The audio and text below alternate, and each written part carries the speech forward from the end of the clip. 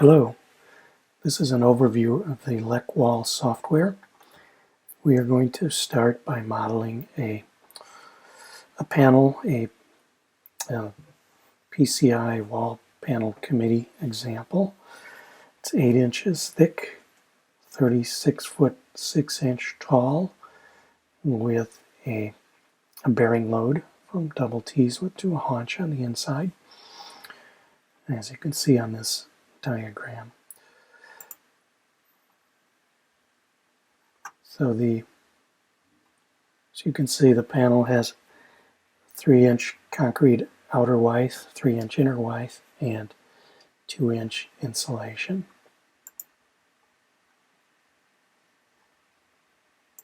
So let's go to LECWall.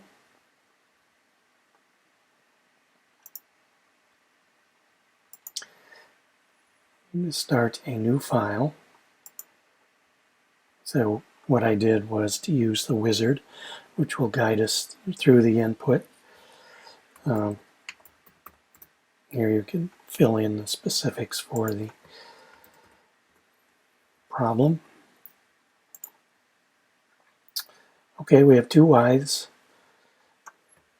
They are 96-inch wide and 3-inch thick, with 2-inch insulation.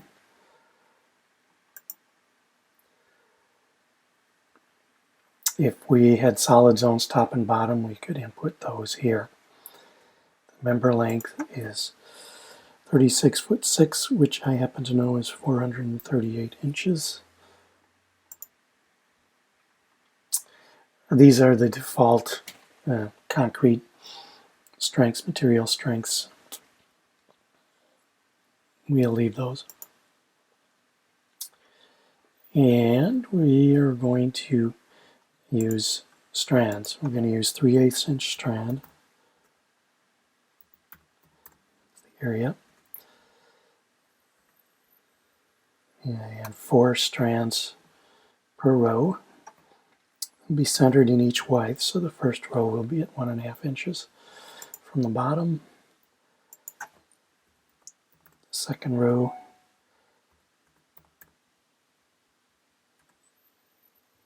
oops, 8, 5, 4 of those. No reinforcing. Well, yeah, let's put some bars in. We'll put some number 4 bars along the perimeter.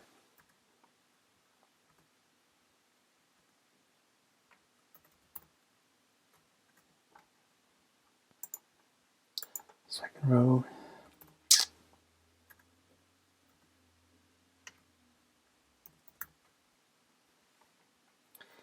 All right, and then we want to locate these along the perimeter so that they don't get cut by any openings. So we'll put those at 3-inch in. Done. Okay. Oh, okay, let me see what I did here. Okay, I forgot to put in the centroid of the strand for row B. Okay, that's done. And if I close here, look at our diagram, and I can see I need to locate the bars for row A. So I'll go back to the reinforcing, locate horizontally.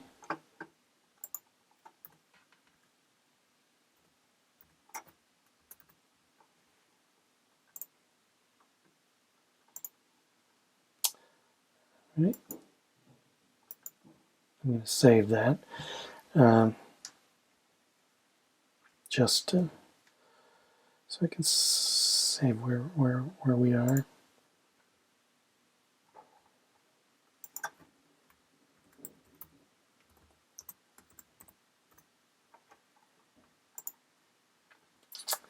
All right, so if we go back to reinforcing, we can continue the wizard just by clicking next and input any openings. Let's put in a window. Top of panel is at the left. So this window will be, say, around 360 inches, 48-inch long. Its width will give it 24 by 48. And see what that looks like. Click update, and there it is. I'm going to move it up a little. There we go. I'm going to put a reveal in here too. Since the bottom of the form is the form face, and that faces the outside, that's where the reveals are going to go. So I'm going to just put a reveal that's 24-inch down from the top of panel. It's 6-inch wide, and it's a full width reveal. So it's 96-inch long, bottom face only, and it's a 1/2 inch deep. Let's update. There we go. Okay, click next. Additional weight. The only additional weight we have that's non-structural is the haunch, which is about 18 inches down from the top of panel.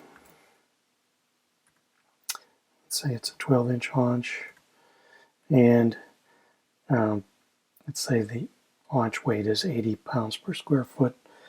That's times 8 feet, would be 640 pounds. This is mainly useful for handling calculations, because you have this extra dead weight to account for. Okay, as we put the reveal in the bottom withe, that withe is thinner at some point along the member. And when we're looking at 0% composite capacity, the main structural withe should be the thicker one. So we can change that. If I close, go to section dimensions. Oops. Section dimensions. Main structural withe is now the top. This will be the inside withe when it's on the building, which makes sense. So we were at additional weight. Next is losses. We'll let the program calculate the pre-stress losses. Next is the handling analysis.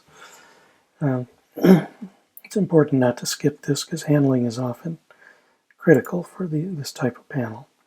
If I use a standard pick according to the PCI handbook, it should balance the moments and stresses. You can see we're getting a little bit extra tension by the window opening. So we can mess with these pick point locations and see what we can do. Update. Okay, we're better. And you would repeat that for trucking and erection. For erection, let's try picking at the top of the panel and at 127 inches from the bottom. And you can see we've got a problem there. Let's use some extra pick points and try that. Here we're better. Still got an issue with the opening. So we would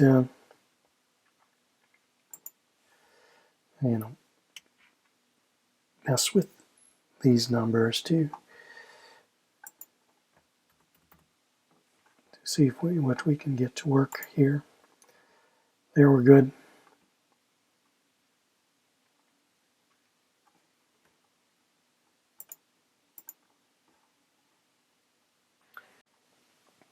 All right, as you can see, the compression stresses are shown in magenta color and the tension are shown in green. If we want to find what these stresses are at specific points, click on the diagram, and we'll pick the two worst locations, and this will give us the values. Minus values are compression, tension is positive. Here's our allowable, 5 square root f prime c. I'm going to save this because I like to save the file as we go along, because the input is not saved as you go. You have to decide to save it. Let's check ultimate. So the ultimate capacity is in blue. The moment, applied moment, is red. And the 1.0 times M cracking is in green.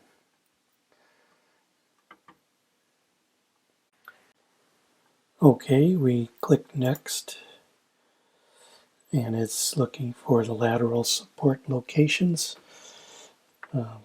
We have a haunch with a bearing down 18 inches from the top of panel. So you can see the top support is referenced from the top of panel. The other supports are referenced from the bottom of panel. You don't want to get that mixed up. We don't have any other tiebacks or connections. One other thing to look at, the main structural height, that is inside. We have the reveals on the section on the outside. Next,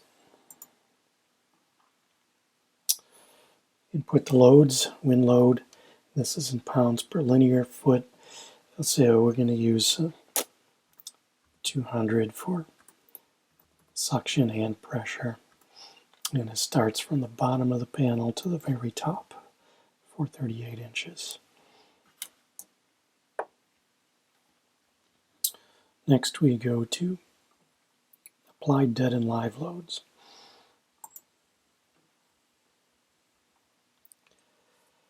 Alright, so the location of the load from the base, it's 18 inches below the top of panel, so it's 420 inches from the base. The eccentricity is measured from the inside face, and the bearing on the haunch is at 3 inches from the inside face, so we put 3 inches. Dead load, you can use 8.8 kips per the PCI example. Hit the tab to go over to live, no live, and we have 4.8 kips roof load. And we're done with that. Next, initial member bow. The panels are never completely straight. They usually have a bit of an outward bow. We're going to use 3/4 inch in this case. Since we have a dual width panel that's composite, we're going to use 100 degrees on the outside and 75 on the inside. I'll go into more detail with why that is in a future segment.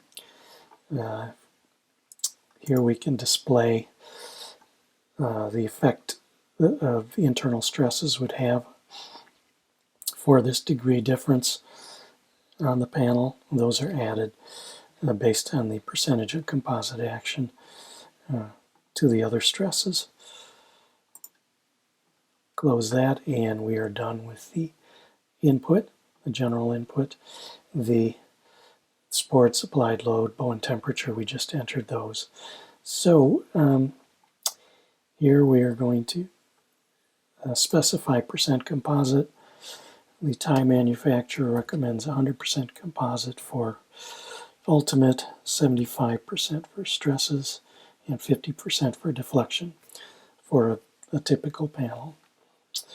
In a future segment, we will deal with calculating partial composite action. All right, so where to next? The best way to determine what load cases are critical for stresses is to click on the maximum tension stress envelope. It will calculate and give us the maximum tension stresses for all 14 load cases. It looks like our critical spot is here, right above the window opening. Okay, so you can see the outer stress is 504 psi less than our cracking stress. Well, what is the cracking stress? We click here. Cracking stress is 581 psi. So, so we're okay. The panel is uncracked under ultimate. If there was no tension, just click on the compression stress envelope and you can find the critical case that way. So our critical cases are load case 4, which is wind and live, and load case 6, wind and earth. We don't have earth, so load case 4 will be our critical case. So in which case you can print the input and print the moment and stress diagrams to document this run. Lastly, we go to the interaction curves.